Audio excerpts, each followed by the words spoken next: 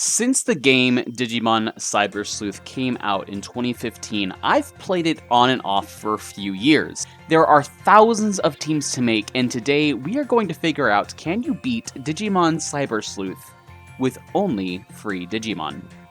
The game has an interesting way of categorizing Digimon. First, they are classified by if they are a vaccine, data, virus, or free type Digimon. They all have their own strengths and weaknesses presented in this graph here. Free Digimon are special because they have no huge strength and no huge weaknesses, as they are neutral in a way. However, there is another attribute system in this game revolving around the elements fire, water, earth, wind, lightning, light, and dark. And so even free type Digimon have their own kind of issues. So with that being said, the rules of this run are simple. I'm only able to use free type Digimon in combat. Having other Digimon in my party is fine as long as they aren't in combat, as there are special abilities outside of combat that force you to have either a vaccine and a data Digimon in your party.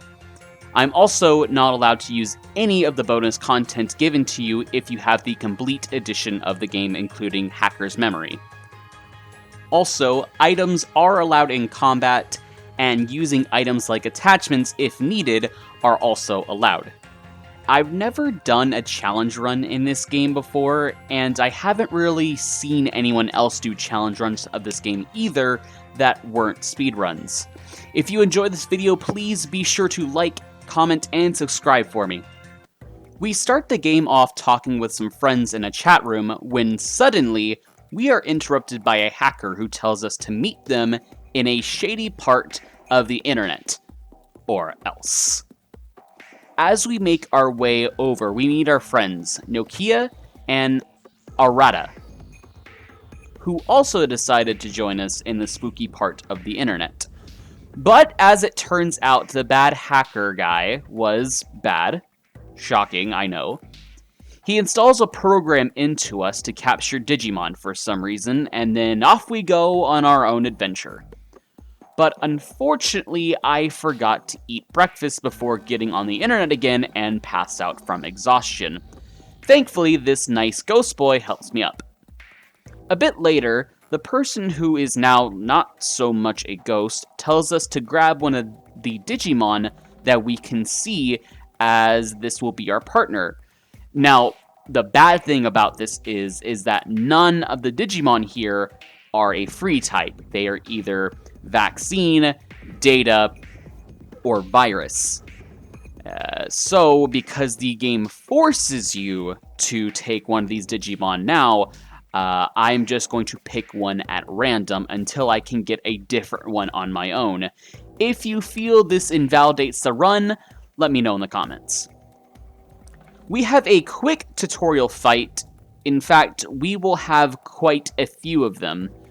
We see Nokia stumbling around trying to find us, and she finds some real OGs, Agumon and Gabumon. They like her, but they don't really like us, so they run away. And as we try to chase these guys down, I do a little bit of grinding until I'm able to scan enough Digimon to get Palpumon, basically a green blob with a pacifier.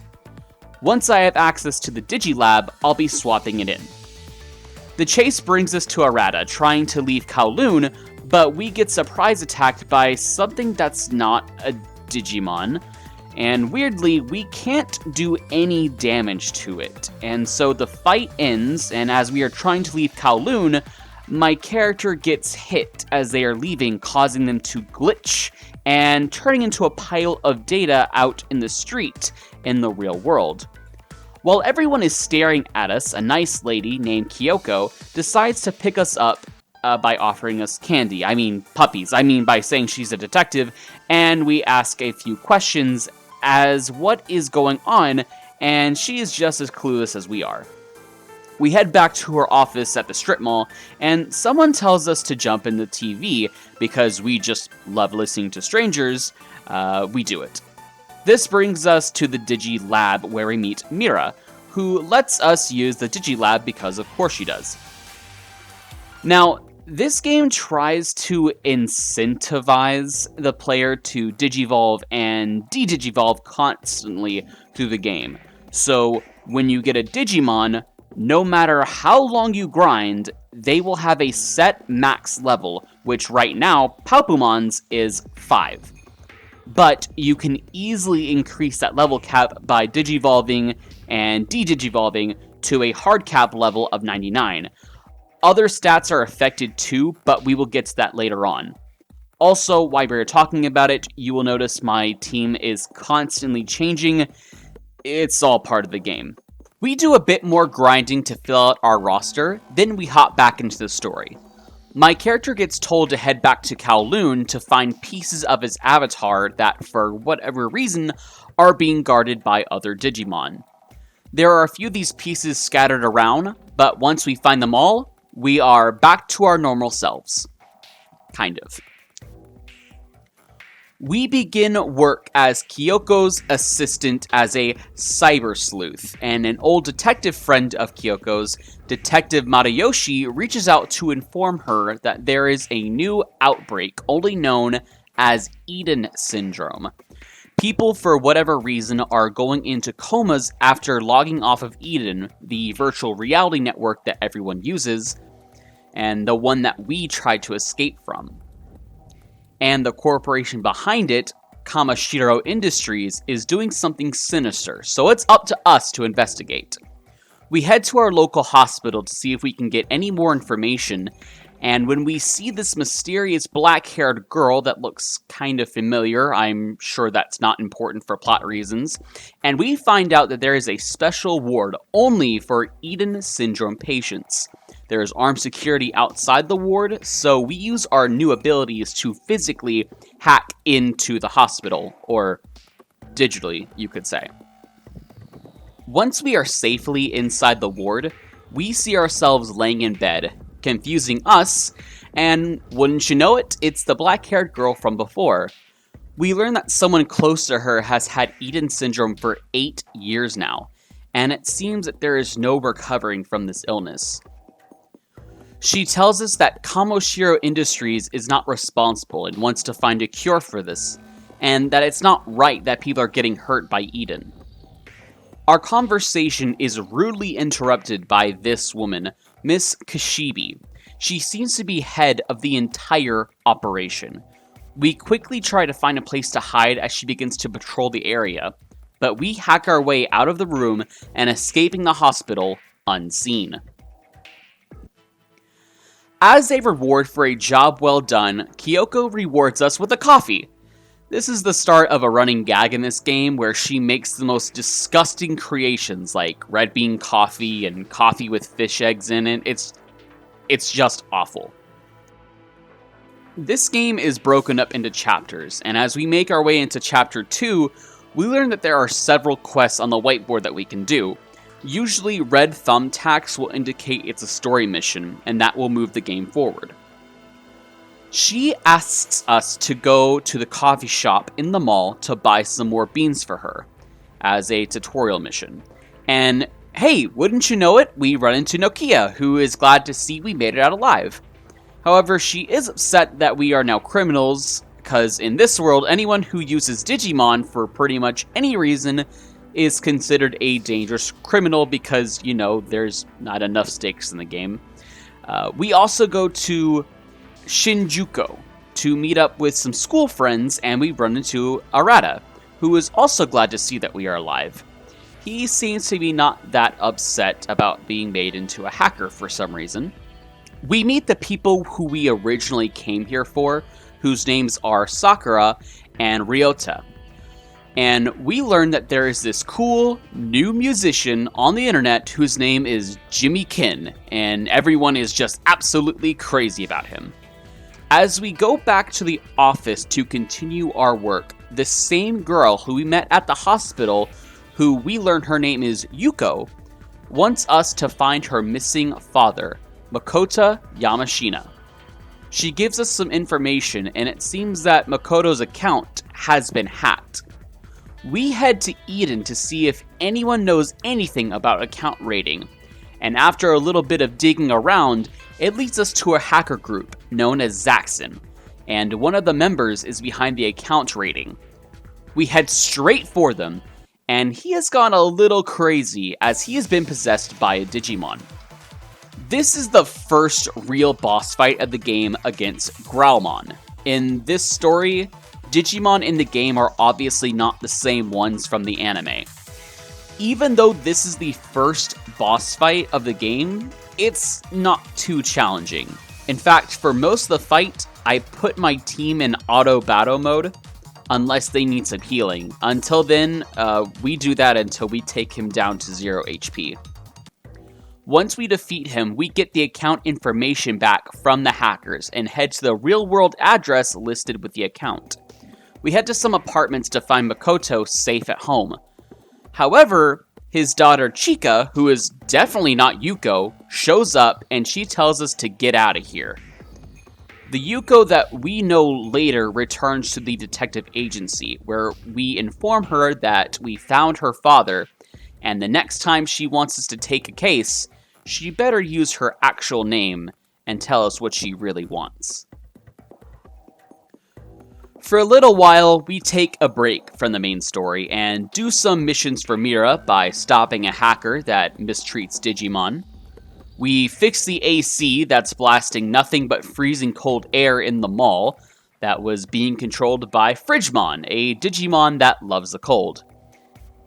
By defeating Fridgemon, we also save this little blue guy, who we will be calling Pete for the remainder of the game because that is his name.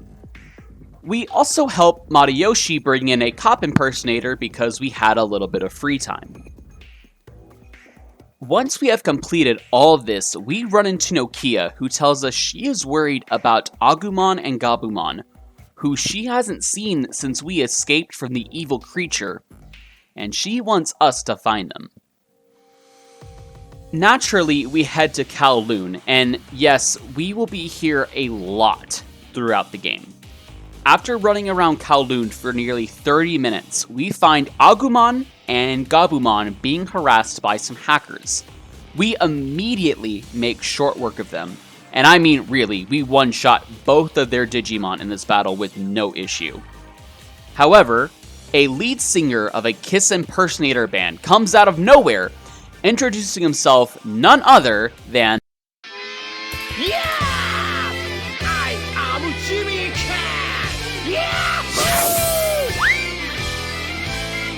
the same one we have heard so much about. What he's doing here exactly, who knows, but he is here for some reason because he's a hacker. We don't have time to think about that now though because he wants to fight us for Nokia's Digimon. Okay, now this is the first real boss battle of the game, and I always have trouble with this every run I play of the game. He's got 2 Meramons and a Devimon, and they are no joke. I start out the fight by focusing all of my attacks on one of the Meramons first, before moving on to the stronger Devimon. This works well at first, and I manage to take out both of the Meramons with no issue. I only start having trouble whenever I start getting cocky, and I stop giving my Digimon items thinking I can just brute force my way through this fight. But Devimon is plenty strong all by himself, as one of his abilities hits my team really hard and healing himself in the process, wiping out my team of 6 and handing me my first game over. Thankfully, I made a backup save right before the fight, and it goes much better this time, as I follow the same strategy as before, but taking more caution with Devimon this time. Winning this fight also gives me my first memory up. In this game, Digimon take up space in the form of memory, and the more memory you have, the more Digimon you can have. And the stronger the Digimon, the more memory they will take up. I'm only going to maybe mention this a couple of times, because you can get several memory ups by either completing boss battles or just randomly finding them while exploring in the world. After we win our fight, the white-haired, not Ghost Boy shows up again, and we find out his name is Yuko, and he is the leader of the Zaxxon hacker group, and his second-in-command, Fee, tells Jimmykin to stop what he is doing, and the rules of their hacker gang should never be broken. Jimmykin doesn't take them seriously, but he runs off anyway. Now that Agumon and Gabumon are safe, we stop and chat, and here is where we learn that Digimon aren't just programs created by people in a computer network.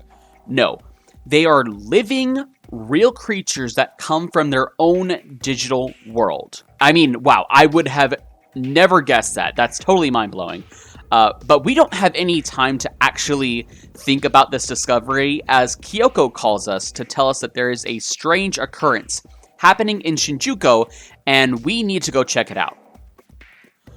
Once we arrive, we see part of the subway station has changed into some weird portal. Arata is there as well and wants to know what is going on, so we enter the subway station together and find out that the entire area has changed and there is glitches everywhere in the real world. And even our Digimon are appearing in this strange place. We even see a ghostly Yugo walking around as well. Making our way further inside, we meet some researcher who calls himself Akime Sudo. He tells us that we are in some kind of digital shift, changing our own reality. And he thinks the cause behind this is what is called an eater, the creature that struck us down in the beginning of the game. And of course, it's our job to hunt it down and destroy it to stop the digital shift. As we make our way further inside the subway, we eventually run into the eater, and this time, however, we are able to damage it. I also want to mention, in some of the more important fights in the game, we will have guest Digimon that help us in battle. These aren't my Digimon, and they are controlled by the game's AI, but they are on my team. Once again, since the game kind of forces this on you, and you have to have them in battle, and there's no way I can get rid of them, I'm going to treat this like the run is still valid. If you disagree, please let me know in the comments below. The Eater is actually kind of easy this time around, as it has a high defense but not a lot of HP, and its Erode Terminal ability packs a good punch. The fight only lasts for a couple of minutes though, before we take it down. With the Eater gone, the subway turns back to normal as the digital wave ends. After that is taken care of, some time passes. We help an occult hunt down a ghost, we stop a young boy from harassing women on the internet, and just generally do some side quests until the game feels like it's time for us to get back to the main story. While we are out running errands, we do see Yuko back at the office, and she informs us that she is actually Yuko Kamashiro, the heiress to the Kamashiro Corporation. The public believes that her father committed suicide last year, but she doesn't think that's true. She was satisfied with the last case that she gave us, and this time she comes to us to ask if we can help investigate clues to her real father's disappearance. We find a URL to the Kamoshiro complex in Eden, and we do some snooping around while we're here. Once we hack our way inside, this place is crawling with Digimon, more than likely to keep people out. After fighting waves of Digimon, we find an encrypted piece of data, but as we do, we are interrupted by a gang of hackers, who are part of Kamoshiro's security force. Also, the white-haired Yugo shows up too for some reason, and then also, for whatever reason, Jimmykin is here too, because why not? You know, I mean, who's gonna show up next? Nokia? Matayoshi? The guy we keep buying coffee beans from? Anyway, Jimmykin is here looking for a rematch, and this time he only has 2 Digimon, but they are tough. These are blue Meramons, the ultra form of Meramon. The main gimmick of this fight is that while their normal attacks don't hit very hard, They buff up their special attack and then use their signature move, Cold Flame, to deal massive damage. Jimmykin is able to take down a few of our Digimon, but we win this battle first try. After the fight, everybody just kind of leaves. With the newly encrypted data files in hand, we also make a run for it. From the files, we learn that the researcher we found in the digital wave, Pseudo, was trying to find a way to turn human thought into data and was one of the people who laid down the groundwork that would become Eden. In fact, he made the backbone of the avatar system Eden uses today. However, we don't find any details about Yuko's father in our findings. Kyoko offers a job well done reward to us, and we can either have a choice of salmon roe or sea urchin in our coffee. However, we don't get too much time to relax, as we learn there have been several disappearances around Akibara. As we try to do some poking around, we run into Arata again, who wants to help us on this case. We learn that people who have all been disappearing all come from the same manga forum on Eden, and the people who were saying negative comments about a specific OC fanfic manga were the first to disappear. With Arata's help, we learn that maybe this is the work of a Digimon, or an Eater, or maybe even possibly an enemy stand. We go to Kowloon to look for clues, and we find a data file on the ground. But as we start to inspect it, we are jumped by a Digimon known as Wisemon. Now, he starts the fight off first with this AoE attack that brings most of my party down to below half health. And remember this attack for later, cause we will be seeing it again very shortly. I was a little worried with how this fight was going to go, but he seems to be pretty squishy, so he only gets one more good hit in before we can take him down. After our battle, Wisemon escapes with the data that we need, and he escapes to Akibara. But as we arrive there, we learn that Akibara is actually in a digital shift, and all of the missing people are in the same digital shift. We investigate the area and almost immediately run into Pseudo, and he tells us another Eater is behind this, and it's up to us to stop it. As we are looking for this Eater, we find the manga artist who has either gone crazy or is being possessed by Wisemon, or probably just going crazy in general, because drawing manga will do that to some people. We start round 2 with Wisemon, and this time he is way tougher. Remember when I said to remember Wisemon's AoE attack? Yeah, this time he goes first, and he downs 2/3 of my characters in his first move. He's got much more health this time around, so I'm already pretty worried.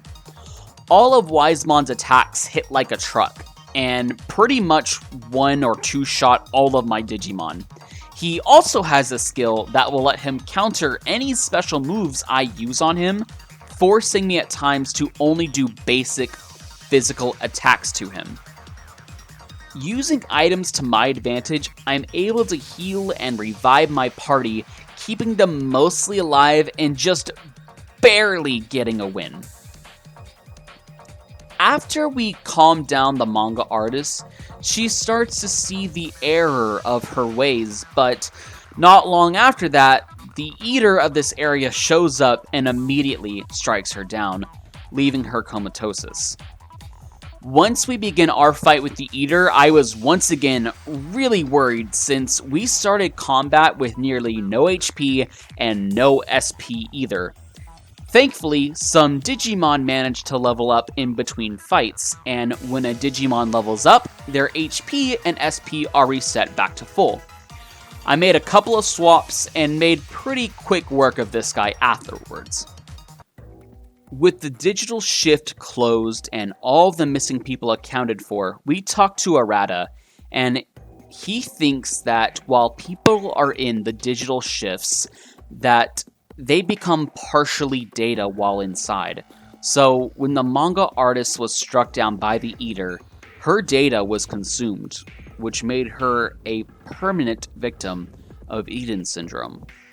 Shortly after we discuss our findings with Kyoko, she informs us that Matayoshi has put in a good word for us, and we have a new job from the local government lined up. There's apparently an electric door that is glitched and can't be opened.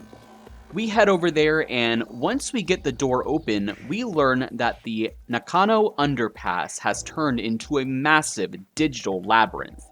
We explore for what seems to go on forever, until Kyoko tells us that there is a strong digital shift coming from a building in the center of the anomaly. The building in question is the Tokyo Metropolitan Office, following the source to a terminal that has a very small digital shift occurring. We do what we do best and hack our way into it, and find another Eater just waiting for us. The Eater fights seem to be getting easier and easier every time we fight them, which is a good thing because at least it feels like we're making progress. With the Eater taken care of, the tiny digital shift closes, but the labyrinth still seems to be holding strong. We will probably need to come back here when we are a little bit stronger. On one of our usual coffee runs, we see Ryota, who is moping around because he doesn't have any money. Same here, bro. He wants us to help him find a job to make some money, and so we decide to go ghost hunting in cyberspace because that seems like something a reasonable person would do. We try faking the footage, and while we do, we accidentally end up seeing the real Ghost Boy. With the photos taken, Ryota runs off to buy a gift for Sakura. How cute. And see, if the last mission wasn't crazy enough for you, we learn that there is a music shop. Someone is swapping out CDs with their own music, and it is terrible.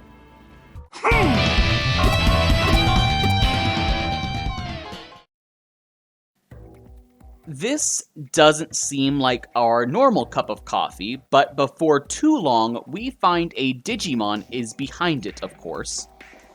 A digital shift occurs in the music store while we hunt down Etamon.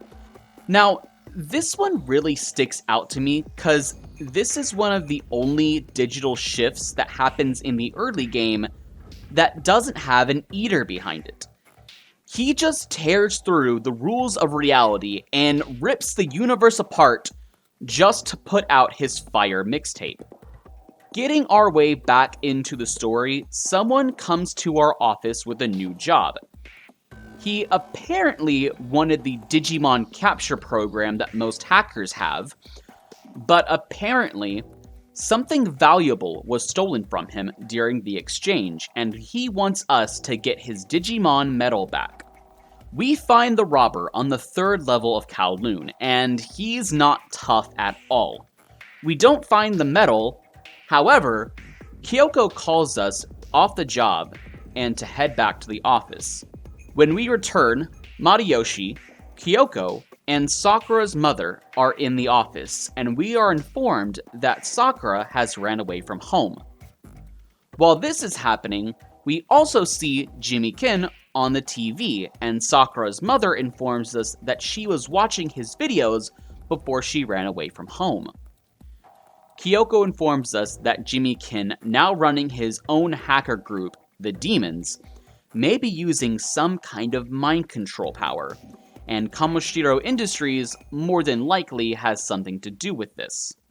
While looking for clues, we run into Nokia and Ryota, and while Nokia decides to tag along and help us look for clues, Ryota runs off on his own with no Digimon, straight to Kowloon. We find out that Jimmy-kin has a special demon's hideout in Eden, and while we are looking for some URL to get there, we see Ryota getting his butt kicked. We fight the hackers for the address. Ryota acts like he actually did something, and then passes out. We make our way to the demon's hideout, and Jimmykin's concert is going strong. But his music is worse than Edamon's, so we immediately turn it off, and that causes a fight. This fight involves both of Nokia's Agumon and Gabumon, and it's definitely the most challenging fight we've had so far. Now using 2 Skull Meramons and a Boltmon, he is hitting Digimon on my side with damage numbers in the thousands. And with Guest Digimon seeming to have infinite HP, I'm actually really glad Nokia's Digimon are in this fight. I follow the same strategy as I always do. I target the weakest Digimons first, so that way there is only one left, and it lets us win the action economy. Jimmykin takes down a couple of my party members, but once I take out both of the Skull Meramons, I switch out my party that have full health and skill points. After I switch out my party, I put the game back into auto, and I go make myself a cup of coffee. Jimmykin tells us that Kishibe is not going to be happy with him after our fight, right before he gets karate chopped to death by Fi. Fi starts a fight with Nokia, and this is a non-escapable battle with Nokia's Digimon. Now, because this battle is made for Nokia to lose, I just decide to use the defense command until the fight is over. Yugo tells Fi to calm down and that there are more important things to do, and they leave us alone. We take some time to relax and go out to eat with the gang and try a bunch of restaurants at the mall. And while we are out on a walk around Shinjuku, we get attacked by lasers. Yes, really. We learn that there is a Digimon that is controlling digital waves from the digital shifts so precisely that he is literally turning them into lasers. And I'm not going to lie, that's pretty cool. We were able to use our connection jump on the laser and follow it back to the source to the Digimon known as Tankmon. He thinks that we are part of the military and tries to attack us. His main gimmick is that he fires one big shot and then for several turns after is completely immobile by his own attack.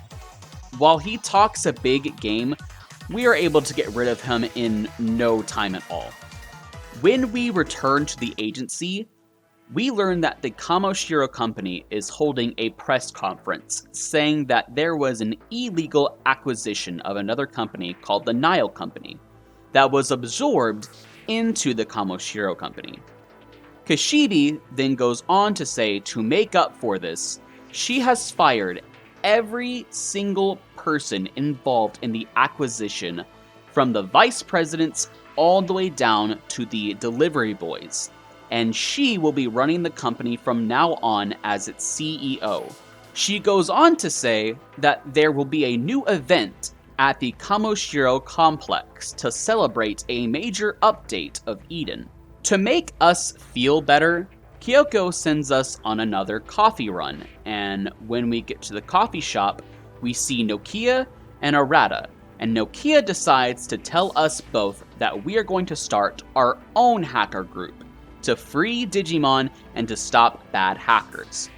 She wants Arata to be the new leader, and he shoots her down right away.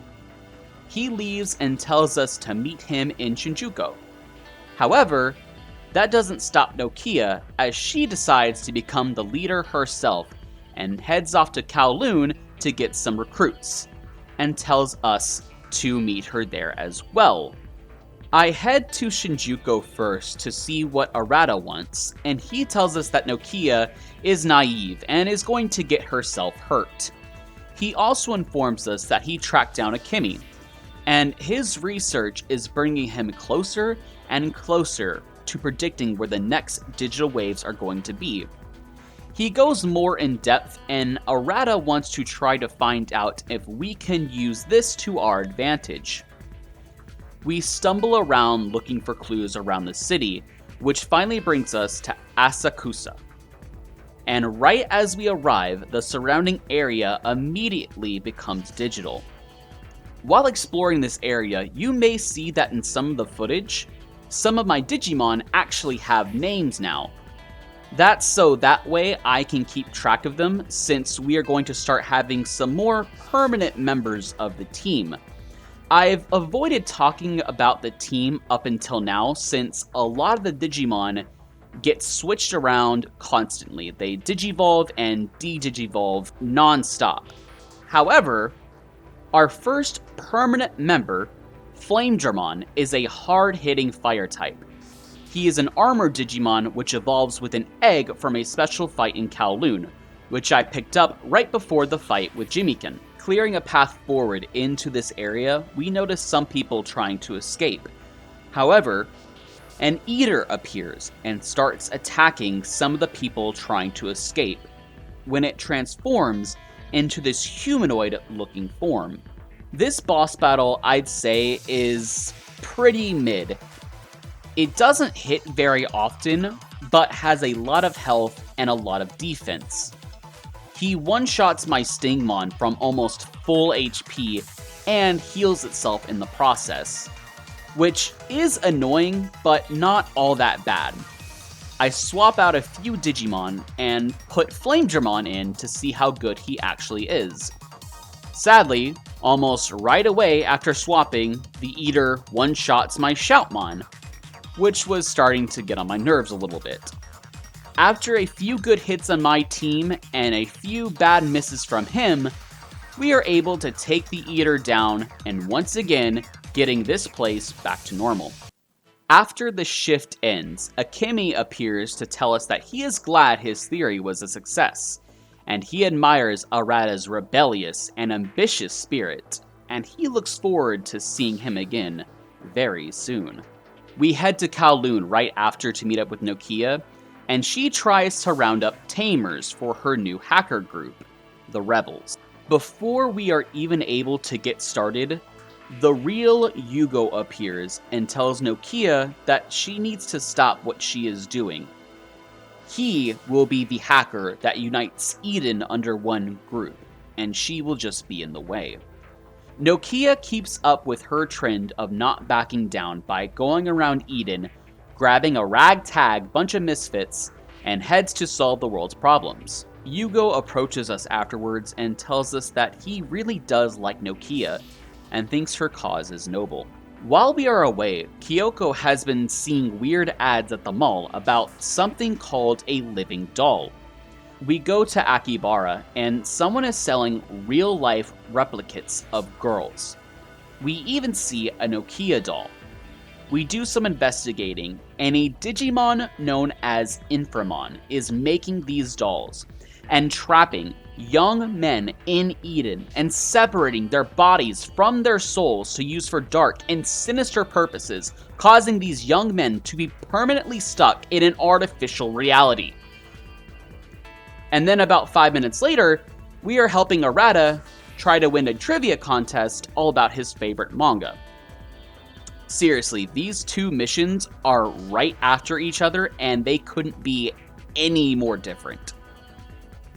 Once these quests are complete, Yuko comes to us to inform us that it is a perfect time to try to get some more information on the Kamoshiro company with the large event that will be distracting Kishibe. With Arata's help, we disguise ourselves to make our way into the event. Finding a weak spot in their system, we make our way into the innermost part of the Kamoshiro company. Once we start making our way inside, we are almost immediately roadblocked by two Digimon, Andromon and Metal Mamamon.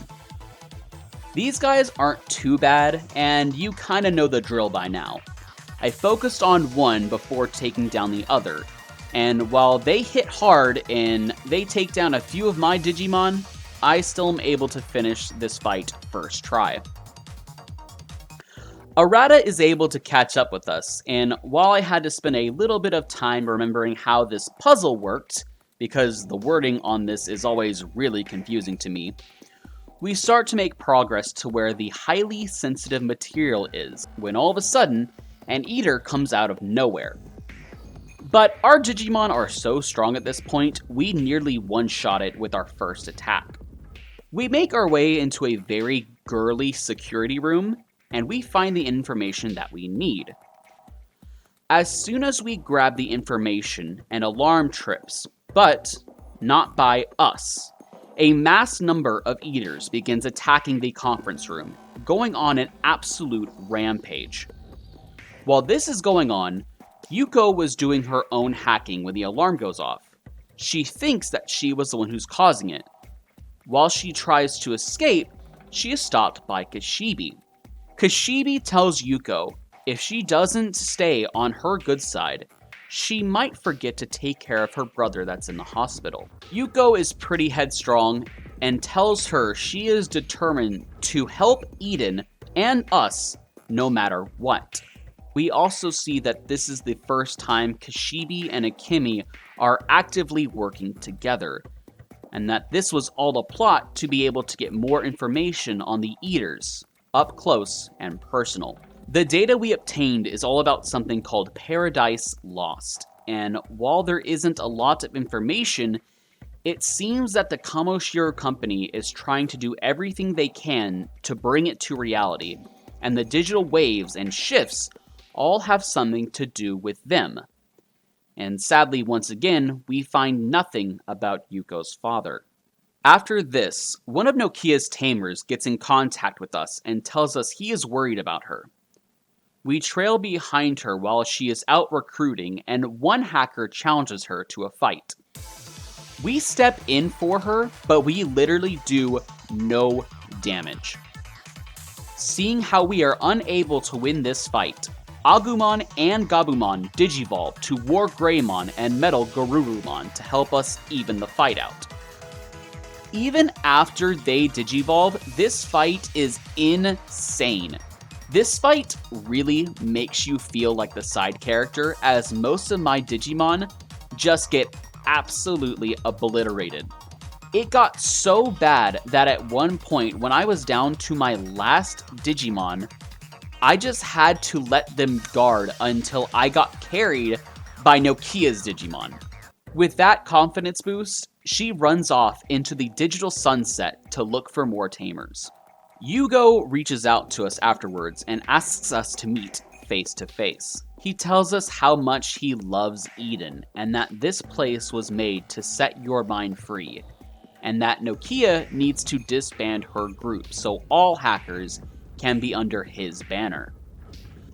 However, in the middle of our conversation, one of Nokia's hackers reaches out to us and says that he is in a jam.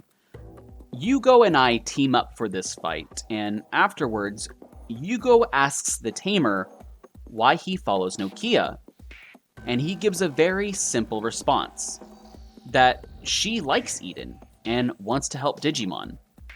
Like, yeah, no duh, we figured that one out. However, somehow, this is enough to convince Yugo to let Nokia keep her hacker group, but tells us next time he sees any of us, we are his enemies. Shortly after, we see Yugo giving a speech to a horde of Zaxxon members, telling them it is time to reclaim their holy land, Under Zero, the birthplace of Eden. Word quickly spreads to everyone in Eden, including Nokia, Arata, and ourselves. While Nokia tries to make herself seem like a top hacker, she runs off to fight Zaxxon at Under Zero, but Arata thinks that once again, she is in over her head, and she is only going to get herself hurt. He asks us to help not only stop her, but stop all of the hackers trying to get to the center of Under Zero. It takes us a while, but after about 45 minutes of puzzle solving and random encounters, we finally find Nokia, and Arata, trying to prove his point, throws a large piece of meat in front of Nokia's Digimon, making them not listen to her at all.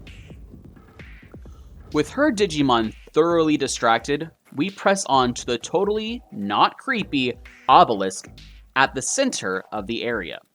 While several people are trying to hack into this obelisk, Arata explains that he used to be a former leader of the hacker group known as Judes, and what they saw on the inside drove everyone insane.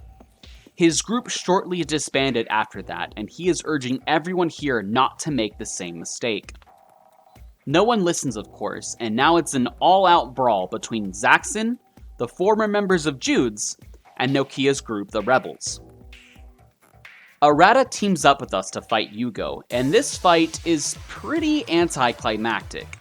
His first attack does wipe out my first bunch of Digimon, and I was for sure surprised when that happened. But you quickly catch on to the gimmick that this Machinedramon will use Log-On ability, and then use his AoE attack, Infinity Cannon, to one-shot everyone in your party. After that, he will have several turns where he literally does nothing until he uses Log-On and follows the same basic pattern. As long as you use your guard ability on your Digimon, you will be able to handle this fight no problem. I even felt so comfortable, I left parts of my team with only a sliver of health, and they were able to win first try. Right after is another Nokia versus Fi fight. However, in this one, you have to damage her Digimon to progress the story, so I'm left with little option. I still feel like this run is valid because these are not my Digimon, but let me know what you think in the comments. Once it seems like Nokia is about to lose, her Digimon transform again, but this time, War Greymon and Metal Garurumon fuse together to make the mighty Omnimon. And this is one of the best clips in the whole game. You really got to love that Nokia just becomes more powerful over time. It looks so great.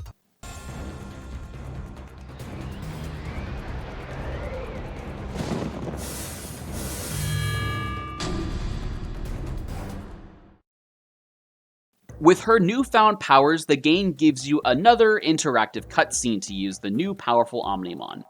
And yes, you have to win this fight to move forward.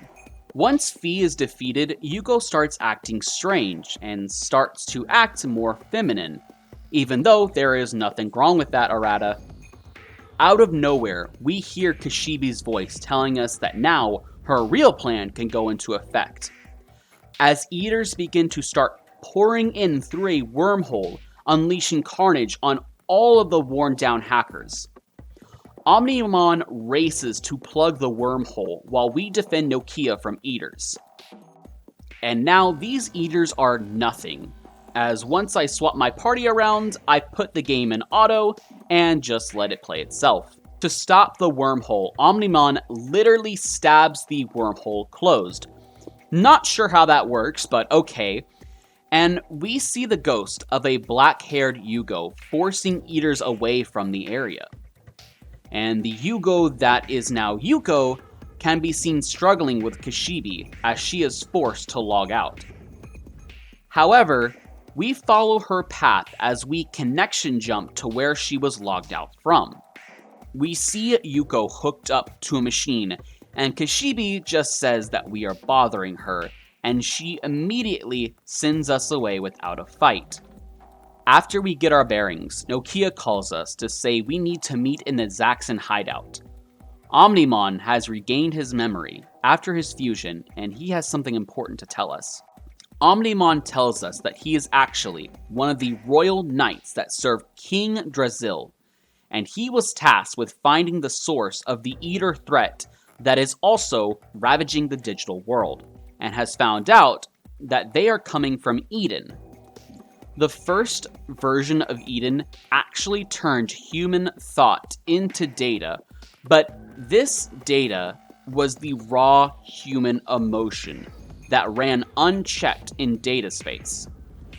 The Royal Knight's job is to destroy the source of the Eaters by any means necessary. He goes on to say that the other Royal Knights are bent on destroying humanity by tearing down the wall that separates the digital world from our world. And if the Royal Knights aren't destroyed, the Eaters will consume everything on the planet.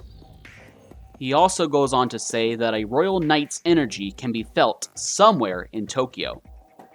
We regroup to begin an assault to save Yuko and put an end to the Royal Knight's mission. Kyoko informs us that the digital wave and signals have been going crazy in the Tokyo Metropolitan Building and the Nanako Underpass, which will be our best place to go. We divide and conquer as Nokia and myself begin our trek through the underpass. It's Arata's job to find a way to cut the power supply to the Metropolitan Building to stop the Royal Knight's plans. While we walk, we learn that Fee has been following behind us, and she wants to help us free Yuko. This is my whole team before going into the fight with the Royal Knight. We make our way into the research lab, but it seems like we are arriving just in time as Kashibi is about to go into her evil monologue as a giant portal begins to open up in the middle of Tokyo. With that, she transforms into Crusadermon, a powerful Mega Digimon. As she appears, so does Omnimon, signaling that the barrier that separates our worlds is coming apart. Our fight to stop her begins, but it doesn't last very long as she is quickly brought to half health by Omnimon. She flies away and escapes the sky to reveal あの空変じゃないか。天気予報なんか言ってたっけ。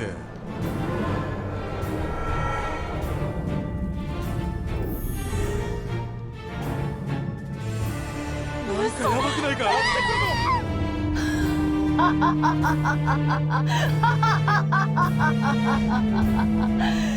さあ罪をあがない愚かな人間ども。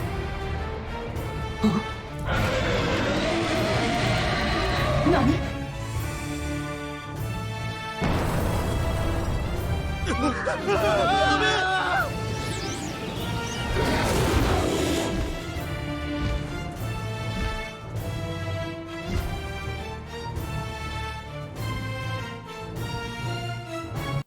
Thankfully, the portal is shut down almost immediately thanks to Arata, who was able to kill the power and shut down the portal. But that doesn't pull back any of the Digimon that are already released into the real world now, including Crusadermon, and now the other Royal Knights have made it into the physical world as well. As we try to celebrate a small victory, it doesn't last long, as an eater comes out of nowhere and attaches itself to the unconscious Yuko, fusing together to make this monstrosity. We fight for Yuko's freedom, and this fight surprisingly isn't too bad. We do a surprising amount of damage to it, and thanks to Fee's Digimon, we are able to do some serious damage. I only ever needed to switch out once, and this was only because I had burned through all of the special points on my original Digimon I had sent out first. Once the Eater has been weakened, we get a crazy idea to connection jump inside the Eater to save Yuko, and Fee's Digimon, Tiger Vespamon, comes with us. We make our way through the Eater, trying to catch up with Yuko. However, she feels lost and alone and useless, as everything she has tried to do was only hurting everyone around her. Almost ready to give up, Tiger Vespamon reminds Yuko of her friends, Fee, Nokia, and Arata, and ourselves, and that we are here to help her. Once we finally break through to her, we are able to pull her out, separating herself from the Eater and destroying it. And just as everything seems like it's going to be okay,